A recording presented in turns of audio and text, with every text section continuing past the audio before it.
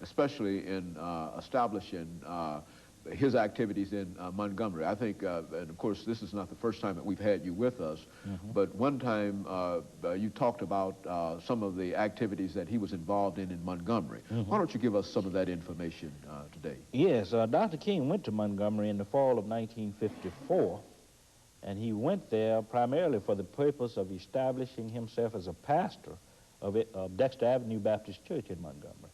He had no intentions, really, of getting involved in a movement that would spread across the South.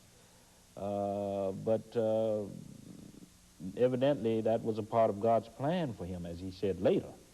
Late 1955, December 1st, 1955, as you know, Rosa Parks refused to give up her bus seat to a white male passenger. And, of course, that initiated the movement. And Dr. King became the leader, the president of the Montgomery Improvement Association in late 1955. And for 381 days, from December 1st until late 1956, they were involved in a bus struggle. And the church, of course, was very much at the center of that struggle.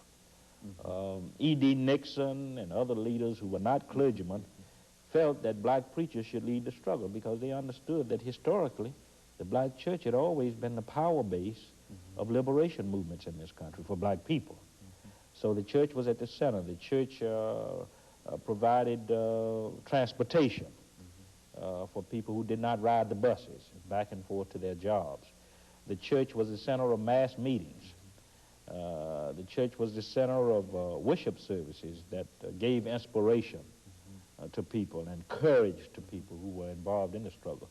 So I don't think you can understand what happened in Montgomery apart, first of all, from the charismatic leadership of Dr. King, and secondly of all, from the tremendous role of the black church and black laypersons and other black clergymen who were involved, who risked their lives and their jobs and whatnot to really challenge the system of bus segregation there. Now, Dr. King, of course, was assassinated in 1968 in Memphis, Tennessee. And of course, that's in our state here of Tennessee.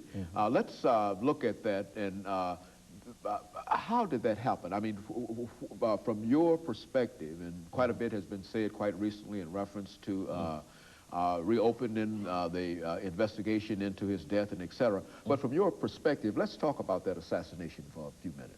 Yes. I think that Dr. King, well, we know that Dr. King was always receiving threats from the time of the Montgomery movement in 1955-56. In the first stage of the movement which dealt with achieving civil or constitutional rights, he received as many as 40 threatening telephone calls a day.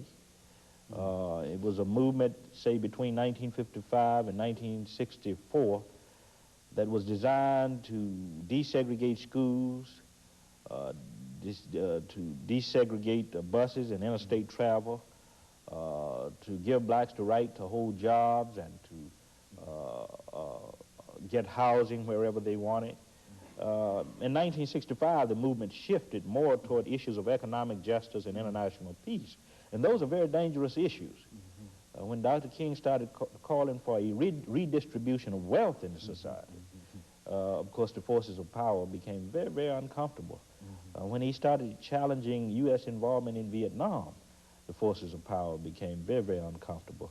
So I think that it was during that second stage of the movement, the struggle for economic justice and international peace, as opposed to the first stage of the movement, which was for basic constitutional rights.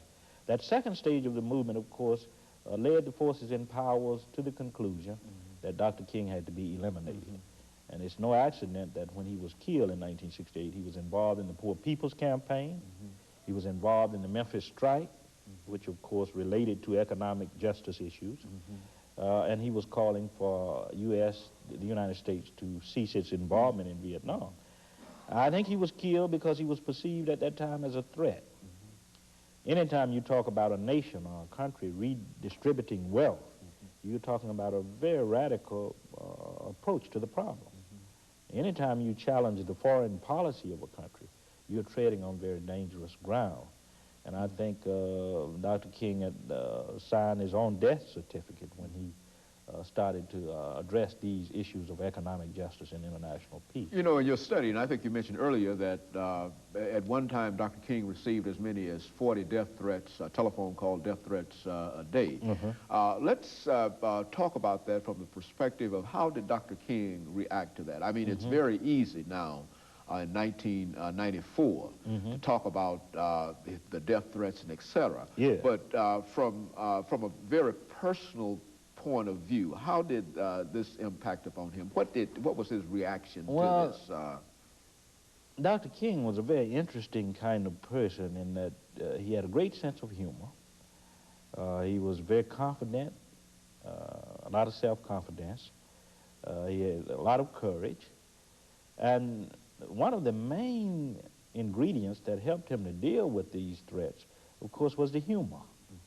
Those who were associated with him in SCLC, Bernard Lee, Andrew Young, Jesse Jackson, and others, say that he constantly told jokes.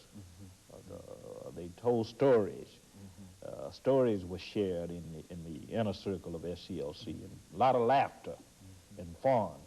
And that was one of the ways that Dr. King was able to deal with these threats against his life. That was one of the ways he was able to deal with the challenges of social reality through humor and laughter. I think it was probably the most important. And also, he was able to deal with it because he knew that there were support mechanisms in place, other support mechanisms, such as his own family, extended family. The family talked about death a lot around the dinner table. And of course, that helped him to deal philosophically with the possibility of his own death. He was constantly talking to people like Benjamin Mays. He talked to Howard Thurman, who were great, as you know, theologians, who talked to him about death, who talked a lot about transcendence. And this helped Dr. King also in facing the possibility of his own death. There was also the black church, where he would go in times of discouragement and frustration and would be uplifted. The spiritual sustenance that the black church provided was very, very important also in helping him to deal with this. And I think he had a sense that the masses of black people in this country and many well-meaning whites, some well-meaning whites, were on his side.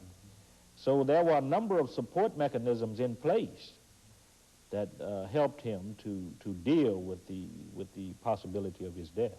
You know, I think during this